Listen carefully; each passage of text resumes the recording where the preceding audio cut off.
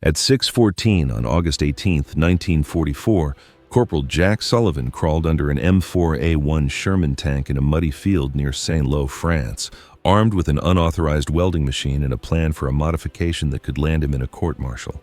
Nicknamed the Iron Lady, the Sherman was Sullivan's fifth crew member in 3 months.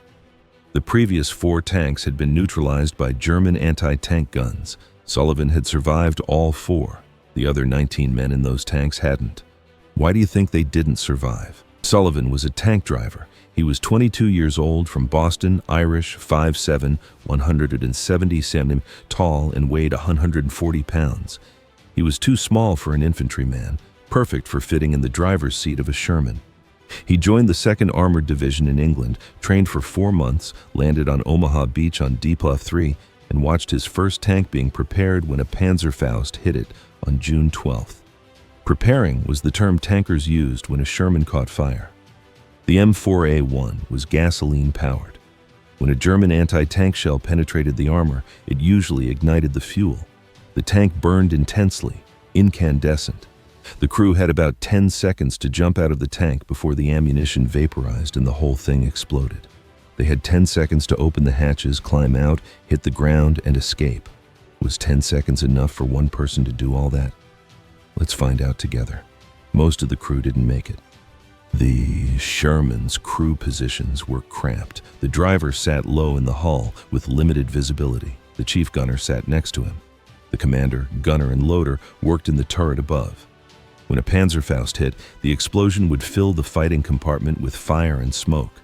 Men struggled to find hatches they couldn't see, struggling with the slow-moving latches, and were trapped inside a burning metal coffin, dying. Sullivan's first tank, a Sherman tank called the Boston Brawler, was advancing through the woods near Carentan when it took a Panzerfaust from its right sponson. German infantry fired from a bush from 40 meters away. The shaped charge pierced the armor and detonated inside. Sullivan was driving. He felt the impact, heard the explosion, and smelled burning fuel. The interior was filled with orange flames. He didn't remember opening the hatch. He didn't remember climbing out either. His body was driven entirely by survival instincts. He found himself rolling in the grass next to the tank, his uniform covered in smoke, and the skin on his hands and face blistered. 3 other crew members survived. The loader, Private Danny Reeves of Alabama, didn't survive. When the ammunition detonated, Reeves was trapped in the turret. The turret was thrown 20 feet into the air. Sullivan spent 3 days in a field hospital. He suffered second-degree burns to his hands and forearms. He also had minor burns on his face. Doctors said he was lucky. Sullivan didn't feel lucky. He felt as if he had abandoned Reeves. On June 18th, they gave him a new tank, a Sherman tank called Hell on Wheels. New crew, new commander. They held on for 6 days. On June 24th, during a firefight near La Haye-du-Puy, a German Panzer IV caught them on the flank. A 75mm armor-piercing shell penetrated the left side, killing the lead gunner instantly. This time, the tank didn't catch fire, but the crew still ejected. Standard procedure after a breach: get out before the second shot hit. Sullivan's third tank, the Thunderbolt, survived for 2 weeks.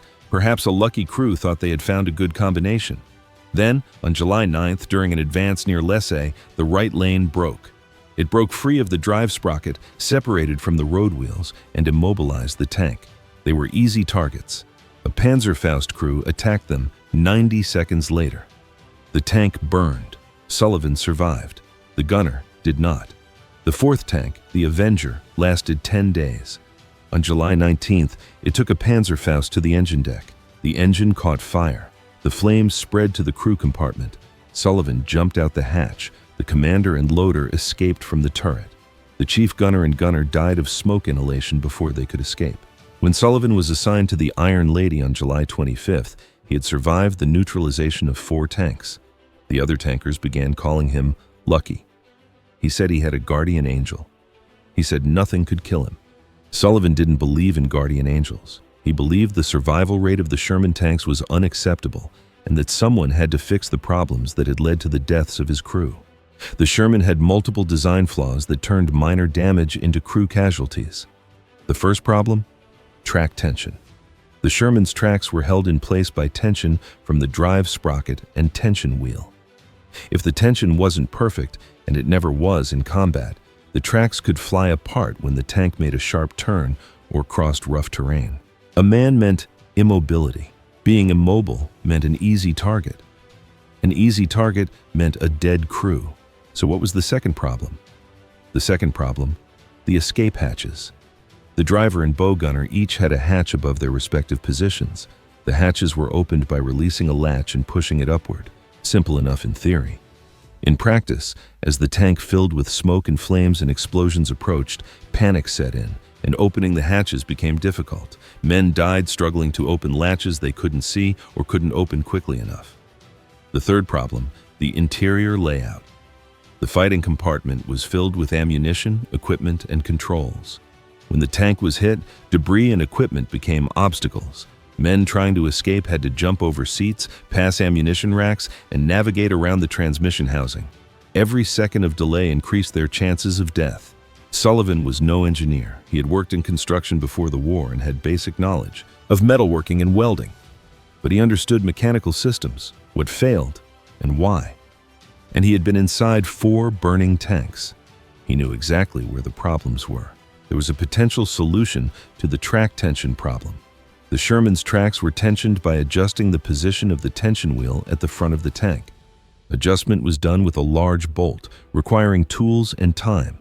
In combat, crews didn't have the time. However, if Sullivan could install a secondary tensioning system that maintained constant pressure on the tracks regardless of bolt adjustment, the chances of the tracks flying off would be lower. He designed the system in his head in 3 days. He used cables from damaged vehicles. He fashioned steel brackets from scrap armor plate. He used a spring-loaded tensioning mechanism that automatically compensated for track play. While this change wouldn't prevent all track failures, it would significantly reduce them. The hatch problem was simpler. Standard hatch latches required 2 hands to operate, one to release the latch, the other to push the hatch open. Under stress, smoke, and fire, this proved too complicated. Sullivan designed a modified latch that could be opened with a single movement. Pull a lever, the latch releases, and the hatch opens on its own. He had seen similar emergency release mechanisms on cargo plane hatches. He couldn't fix the tank without completely rebuilding its internal layout, so he focused on what he could change: the track tensioners and escape hatches. The problem was authorization. Field modifications to combat vehicles required approval from battalion maintenance, division engineering, and probably half a dozen other offices Sullivan hadn't even known existed. The approval process would take weeks, perhaps months. Soldiers would continue to die while the paperwork went through the channels. Sullivan decided not to wait. On August 6th, after his crew parked the Iron Lady for the night, Sullivan approached Staff Sergeant Dutch Kramer in the maintenance area. Kramer, the senior maintenance non-commissioned officer, a career soldier, 38 years old, tough and practical. Sullivan explained his modification plans. He showed Kramer drawings of the track tensioner and the modified hatch latch. Kramer examined the drawings and asked questions about materials, assembly, and structural integrity. Then he looked at Sullivan and said, "You know this is unauthorized." "Yes, Staff Sergeant." "If this modification fails and anyone is injured, you will face charges." "Yes, Staff Sergeant." Kramer was silent for a moment. Then he said, "There's a welding torch in the back corner of the maintenance tent. It needs repair. Don't touch it. There's also some scrap steel sheeting from that damaged Panzer we captured last week. Don't take any of it. And the cable reel behind the tent. No one's watching that either. Do you understand what I'm not telling you?" "Yes, Staff Sergeant." "Good. Whatever you're not doing, don't get caught doing it." Sullivan spent the next 3 nights after dark working on the Iron Lady. The first modification was the track tensioner. He welded steel brackets to the hull above the tracks, attached the spring cable system, and adjusted the tension. He tested the tank in circles. The tracks held tight during sharp turns that would normally cause slack. The hatch modification was more challenging. He had to remove the existing latches without damaging the hatch frames. He had to fabricate new latch mechanisms from scrap steel. He had to install spring-loaded hinges that would push the hatches open when they were opened. This required precision. If the latches weren't properly seated, the hatches would open automatically while driving. If the springs were too weak, the hatches wouldn't open quickly enough in an emergency. He completed both modifications on August 10th. He tested the hatches by having his crew conduct rescue drills. Before the modification, the average time from the bailout command to the entire crew exiting the tank was 18 seconds. After the modification, it was 9 seconds. Sullivan. He had cut his workload in half. His crew loved the modifications. The tank commander, Sergeant Raymond Cole, said he felt like they had a chance for the first time if they were hit. Loader Private Eddie Kowalski said he could sleep better, knowing the hatches would open quickly. His chief gunner, Corporal Mike O'Brien, tested his hatch 20 times, waiting for the satisfying click of the quick-release latch. But on August 15th, Captain William Hendricks noticed something odd during a company inspection. He saw the spring-loaded hinges on the Iron Lady's hatches. He asked Sullivan what they were.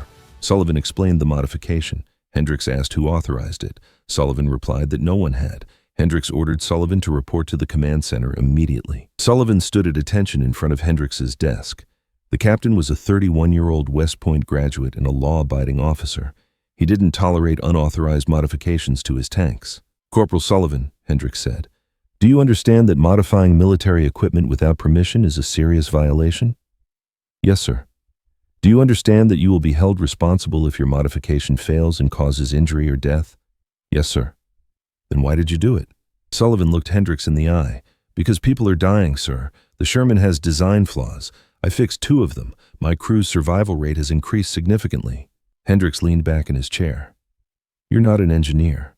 You're not qualified to determine what constitutes a design flaw and what constitutes proper function. I've been in 4 disabled tanks, sir. I'm authorized to know what killed the crew. That doesn't give you the authority to modify the equipment." "So who has that authority, sir? Because I've never seen anyone else fix the problems." The room was silent for a moment. Then Hendricks said, "Remove the modifications. Return the tank to its standard configuration. If I see any more unauthorized modifications, you will be court-martialed. You are dismissed." Sullivan saluted, left the command center, and returned to the Iron Lady. He was waiting for the crew and asked what had happened. Sullivan said Hendricks had ordered the modifications removed. Sergeant Cole asked if Sullivan would comply. Sullivan looked at the tank, the improved hatches that could have saved lives, the track tensioners that could have prevented immobilization. He thought of Danny Reeves burning in the turret of the Boston Brawler. He thought of the bow gunner who died in Hell on Wheels, the gunner trapped in the Thunderbolt, the men who drowned in the Avenger. "No," Sullivan said. "I'm not removing them." Cole nodded. "Fine, neither will we." They didn't remove the modifications. Sullivan expected to face charges. Instead, nothing happened for 3 days. Hendricks never mentioned it again. Sullivan supposed the captain expected the modifications to fail and might say, "I told you so." The modifications didn't fail. They were put to the test on August 18th, during a battle that would prove Sullivan right in the worst possible way. At 08:45 on August 18th, the Iron Lady was in 3rd place, advancing through the Norman woods toward the village of Percy. The terrain was a nightmare for tankers. Narrow, sunken roads lined with dense undergrowth, nestled between 8-meter embankments. A perfect ambush site. Every thicket could hide a Panzerfaust team.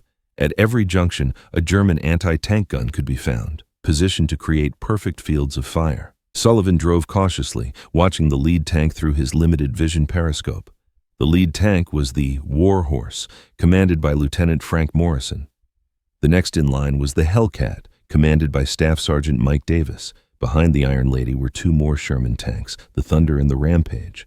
A total of 5 tanks were moving in columns because the roads were too narrow for anything else. The Corps reached an intersection at 09:03. Morrison's voice crackled over the radio. "Hold your position. I'm checking the intersection." The Warhorse advanced, moving the turret left and right, looking for threats. The path ahead appeared clear. Morrison radioed, "Intersection secure. Corps advance." The Warhorse sped through the intersection. The Hellcat followed. The Iron Lady approached the intersection. Sullivan began a left turn, following the lead tanks. Then everything went wrong at once. A Panzerfaust shell, firing from a bush 30 yards to the right, struck the Warhorse's left side. The explosive charge penetrated the armor. The tank stopped abruptly, smoke billowing from the hatches. Within seconds, Morrison's crew jumped out of the turret and took cover. A second Panzerfaust struck the Hellcat from the left, striking the turret.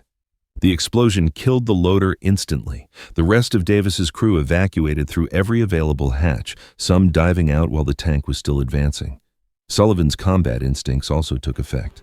He entered the arena. German infantry in the brush on either side. A classic L-shaped ambush. The only way out was to drive straight ahead, past the burning tanks, through the kill zone. "Full throttle!" Cole shouted from his turret. "Shoot!" Sullivan opened the throttle to full throttle. The Sherman's Ford GAA engine roared. The tank accelerated. 15 minutes, 20 Modification. The two leading tanks were now burning obstacles, blocking half the road. Sullivan swerved to the right and steered the Iron Lady up the embankment to avoid the Hellcat. That's when the left track hit. Soft ground, loss of grip, and the track loosening.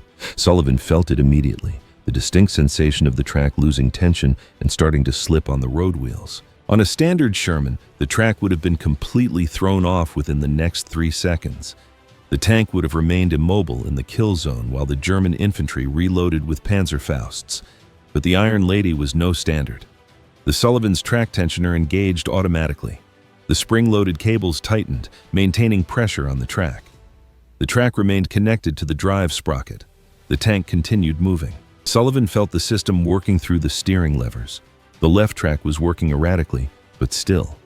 He held the throttle wide open and steered through the gap between the burning tanks. A third Panzerfaust round hurtled past the Iron Lady, missing her by inches.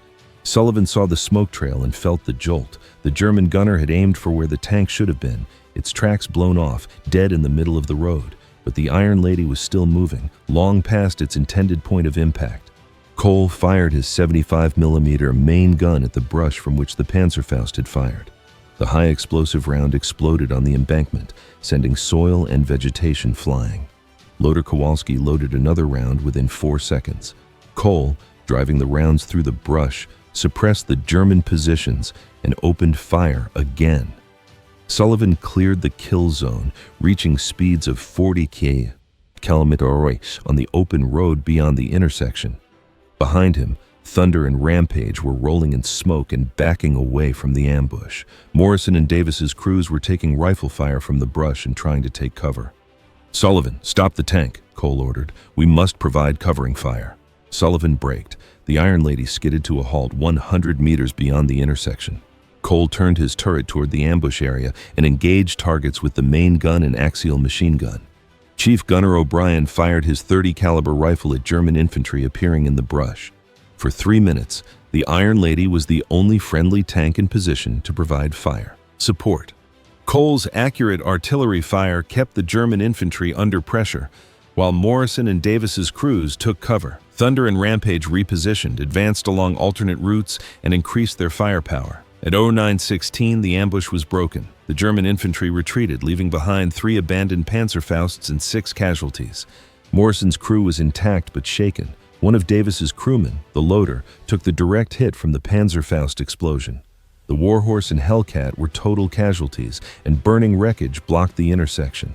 Morrison walked to the Iron Lady, climbed into the hull, and looked down from Sullivan's hatch. "Your tracks must have been thrown off when you hit that soft ground. I saw them come loose. How come you're still moving?" Sullivan explained the tensioner modification. Morrison ran his hand over the cable and spring assembly, examining the system. "That's fantastic. Why don't all our tanks have this?" "Because it's unauthorized, sir." Morrison climbed down, walked around the tank, and examined the modified escape hatches. He tested the quick-release latch on the driver's hatch. The mechanism opened without a hitch. "Who designed these modifications?" "I designed it, sir." "Are there any other tanks?" "Only this one, sir. Captain Hendricks ordered me to remove them. I disobeyed." Morrison was silent for a moment. Then he said, "Captain Hendricks will hear about this, but it's not what you think." At 2:30 p.m., Sullivan was ordered to report to battalion headquarters. He expected to be court-martialed. Instead, Morrison found Hendricks and his battalion commander, Lieutenant Colonel Samuel Price. Price was a 42-year-old combat veteran who had fought in North Africa and Sicily before Normandy. He got straight to the point. "Corporal Sullivan, Lieutenant Morrison told me your unauthorized modification saved your crew this morning. Explain." Sullivan described the track tensioner and escape hatches. He explained how the tensioner kept the tracks engaged during the ambush. Price listened without interrupting. When Sullivan finished, Price turned to Hendricks. "Captain, did you order these modifications removed?" "Yes, sir. They were unauthorized.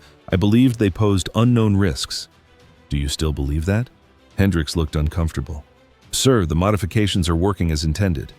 "It seems like a coup, but that doesn't change the fact that unauthorized field modifications violated—" "I know what they violated," Price interrupted. "I also know we've lost 14 Shermans in this battalion in the last 3 weeks. 8 of those losses were caused by flying tracks. 12 crew members died because they couldn't evacuate quickly enough. He turned back to Sullivan. How long would it take to install these modifications on every tank in this battalion? Sullivan did a quick calculation. 40 Battalion had 3 operational Shermans. Track tensioners took about 6 hours per tank. Hold modifications took about 4 hours. With assistance, maybe 10 hours per tank. Working around the clock with a team of technicians, sir? 2 weeks. You have 5 days, Price said. Captain Hendricks, assign Corporal Sullivan all the personnel and resources he needs. Staff Sergeant Kramer will coordinate supplies and work schedules. Every Sherman in this battalion will have Sullivan's modifications installed before it goes on its next operation. Hendricks began to protest. Sir, Division Engineering should review. Division Engineering can review after we've stopped losing tanks. It works. It saves lives. That's all I need to know. He's discharged. Sullivan saluted and left headquarters in a daze. He expected punishment. Yet, an entire battalion had been ordered to modify its tanks. Staff Sergeant Kramer was waiting outside. Congratulations, Corporal. You've become the most popular man in the battalion. And also the busiest. Let's get to work. For the next 5 days, Sullivan conducted a round-the-clock modification program. Kramer assembled a team of 12 mechanics and welders. Sullivan trained them in assembly procedures and divided the work into assembly line-style tasks. One team manufactured track tensioners, another team built hatch mechanisms, a third team installed the modifications on the tanks that had been pulled off the line. The work was grueling.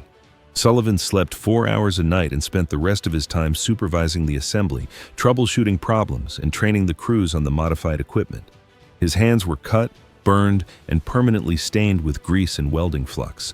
But the work was done. By August 23rd, 37 tanks had been modified. By August 25th, all 43 operational Sherman tanks in the battalion had track tensioners and improved escape hatches. Lieutenant Colonel Price inspected the work completed on August 26th. He personally tested the hatches, examined the track tensioners, and asked detailed questions about failure modes and maintenance requirements. When he finished, he told Sullivan, "You've saved more lives than most soldiers could in a full combat tour. Congratulations," he said. The modifications proved their worth repeatedly in the following weeks. On August 29th, a tank called the Destroyer crashed into a hidden crater at high speed. The left track came loose. The tensioner held it in place. The tank remained mobile and escaped the ambush. On September 3rd, an Avenger II took a sharp Panzerfaust hit, filling the crew compartment with smoke. The modified hatches opened instantly. The crew evacuated within 7 seconds, and all survived. On September 7th, a Crusader turned onto the right track despite the tensioner mechanism. The damage was severe, but the crew escaped through the quick-release hatches before the German infantry could approach. Sullivan's modifications spread beyond the battalion. Tank crews in. Other units heard about the modifications and requested similar work on their own vehicles. By mid-September, technicians from 3 different divisions were visiting Sullivan's unit to learn assembly procedures. On September 18th, Sullivan received a letter from division headquarters. Army engineers had examined his modifications. They recommended that the track tensioner system be adopted as the standard field modification for all M4 Sherman tanks in the European theater. The hatch mechanism required additional engineering analysis, but it was considered for inclusion in later production models. The letter thanked Sullivan for his initiative and technical expertise. It made no mention that the modifications were initially unauthorized, nor did it mention that Sullivan had refused direct orders to remove them. It simply stated that his innovations significantly increased the likelihood of crew survivability. Sullivan showed the letter to Sergeant Cole. Cole read it, handed it back, and said, "This is a demonstration of the government saying, 'You were right, we were wrong.'" "It doesn't bring back the dead in the first 4 tanks," Sullivan said. "No, but it will save the men in the next tanks." Sullivan kept the letter in his equipment. By October, Sherman tanks on the European front were being equipped with track tensioners based on his design. The hatch modification took longer, requiring approval from the Ordnance Board, design improvements, and production tooling. But by early 1945, the Sherman variants featured quick-release escape hatches derived from the Sullivan prototype. The Sullivan remained with the Iron Lady for the remainder of the European campaign. The tank crossed the Rhine River from France to Belgium, crossed into Germany, and then into the Iron Lady. The Iron Lady sustained numerous damages: 2 Panzerfaust hits that penetrated but failed to ignite, a broken track that the tensioning mechanism couldn't recover, and 3 engine failures due to wear. However, the crew survived each incident. The bonded hatches saved their lives twice, and the track tensioner prevented immobilization 4 times. The war in Europe ended on May 8, 1945. The Sullivan's crew celebrated in a German town whose name he never remembered. They had survived. The Iron Lady had survived. Although most of the Sherman crew had perished, they had survived. Sullivan was discharged in July 1945. He returned to Boston, returned to construction, and eventually started his own metalworking business. He rarely spoke about the war. When people asked, he'd say he'd driven tanks, he'd repaired some equipment, that's all. But Sullivan's modifications had unexpected consequences. In November 1945, a man named Captain Robert Chen from the U.S. Army Ordnance Department visited him. Chen had found Sullivan through his discharge records. He had questions about track tensioner design. Chen explained that the Army was experiencing problems with tensioners modified in the field. There weren't any malfunctions. The systems were working as designed. The problem was that some units were trying to copy Sullivan's modification without understanding the engineering principles. They used inadequate materials, incorrect cable tensions, and improper mounting points. 3 tanks suffered catastrophic track failures when poorly installed tensioners broke under tension. Chen needed Sullivan's help documenting the correct installation specifications. The Army wanted to create a formal technical manual for the modification, standardize the components, and properly train technicians. Would Sullivan provide consulting services on the project? Sullivan said yes.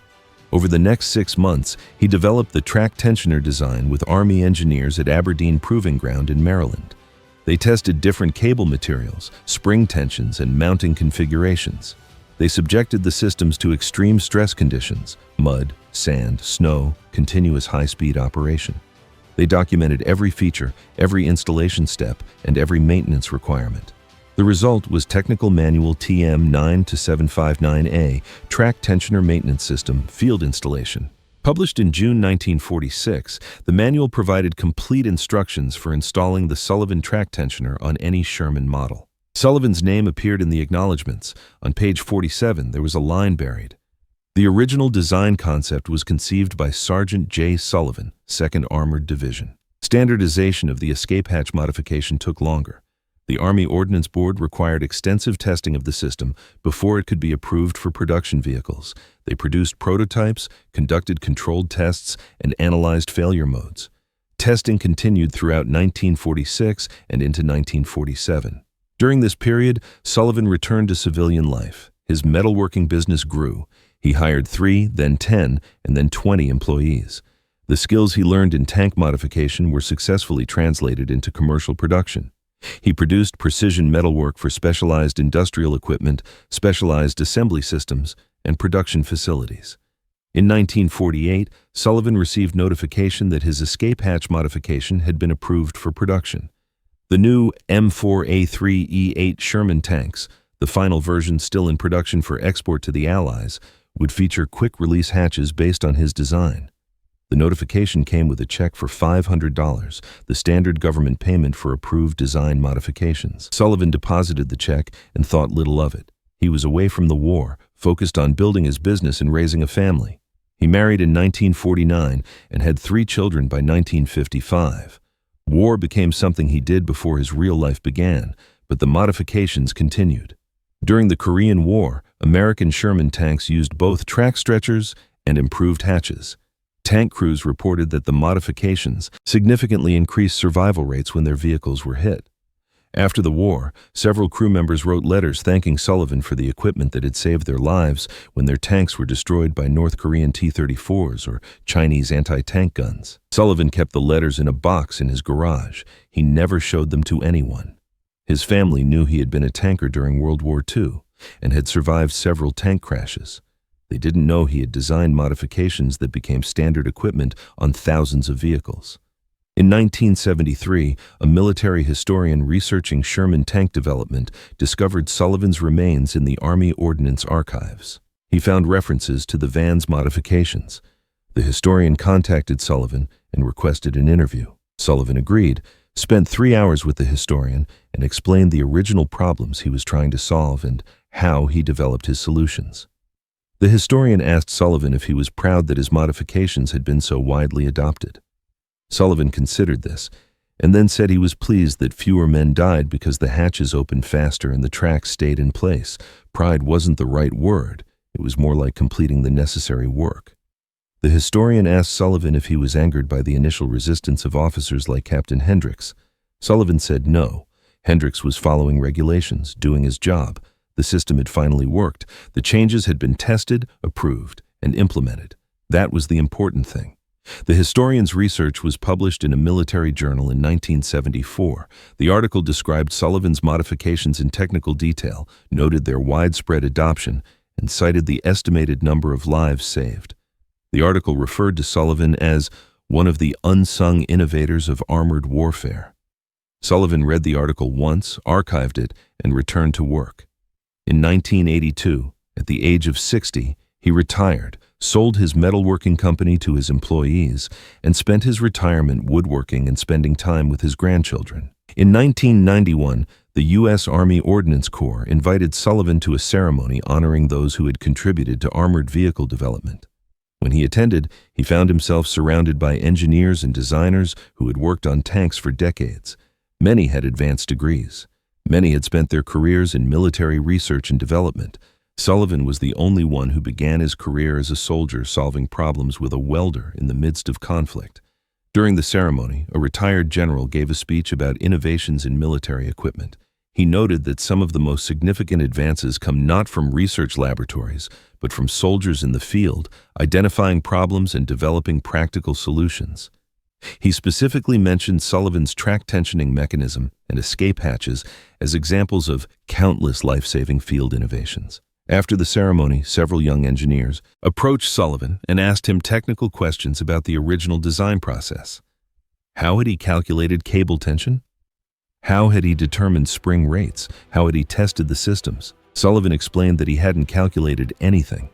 He understood the problem mechanically. The tracks needed constant tension, the hatches needed rapid opening. He had designed systems that solved these problems using available materials and basic engineering principles learned in construction. Formal engineering analysis came later, when Army engineers refined the designs. One young engineer sounded almost disappointed. He had expected complex calculations, computer modeling, and advanced material science. Sullivan told him that none of this existed in 1944. There were only mechanics solving problems that were killing people with basic tools. The engineer asked if this approach, improvise solutions, test them in combat, then improve them, would work today. Sullivan said he didn't know. Military equipment was more complex now, but the principle remained the same. If equipment is killing your people, fix it. Don't expect perfect solutions from distant laboratories. Repair where you are, with what you have. Sullivan died in 2008 at the age of 86. His obituary noted his service as a tank driver in World War II, his Purple Heart for wounds sustained in combat, and his accomplished metalworking skills. It failed to mention that the modifications he designed in 1944 were still in use on armored vehicles in 2008, that the track tensioning principles he developed were incorporated into modern tank designs, and that escape hatch mechanisms derived from quick-release latches were standard on contemporary armored vehicles. 4 men who had served in tank units in Korea and Vietnam attended Sullivan's funeral. They had never met Sullivan in person, but they had used equipment he designed. A retired sergeant placed a small metal object on Sullivan's coffin. It was a quick-release hatch latch from a Korean War-era Sherman tank. The sergeant said quietly, "This saved my life in 1951. Thank you." Sullivan's family didn't realize its significance until they were contacted by the historian who had interviewed Sullivan in 1973. He explained Sullivan's contributions, sent copies of technical manuals containing his designs, and provided documentation of the estimated impact. Based on Army records and combat reports, the historian estimates that Sullivan's track tensioner modification saved approximately 800 to 1,200 track losses that would otherwise have resulted in the loss of vehicles and potential crew casualties. He estimated that it prevented a sabotageous immobilization. The escape hatch modification contributed to the survival of an estimated 400 to 600 crew members who successfully evacuated damaged tanks between 1944 and the end of Sherman operational service in the late 1950s. The numbers are estimates and impossible to verify with certainty, but they represent real people. Tankers who climbed out of burning vehicles through hatches that opened quickly enough, and crews who escaped ambushes because their tracks remained locked long enough to reach safety. In 2014, the U.S. Army Ordnance Museum at Aberdeen Proving Ground opened a new exhibit on field modification. At the center of these World War II developments was a restored M4A1 Sherman tank equipped with Sullivan's track tensioning mechanism and modified escape hatches. A plaque next to the tank read, "Modifications designed by Corporal Jack Sullivan of the 2nd Armored Division in August 1944. Initially unauthorized, these field improvements addressed critical survivability issues in the M4 Sherman tank. They were accepted as standard modifications by the U.S. Army Ordnance Department in 1946.